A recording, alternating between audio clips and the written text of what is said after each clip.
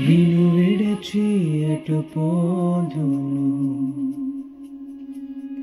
నీవే నా ఆశ్రయపురము ఎప్పటికీ ఎరుగనైతి నీ కుమారుడను నేనని నీ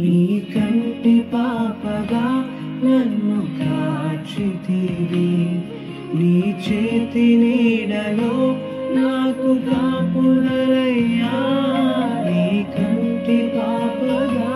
నన్ను కాచితివి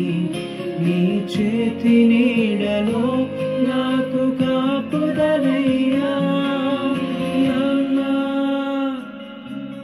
నాన్నా నీ కుమారుడను నేను నాన్నా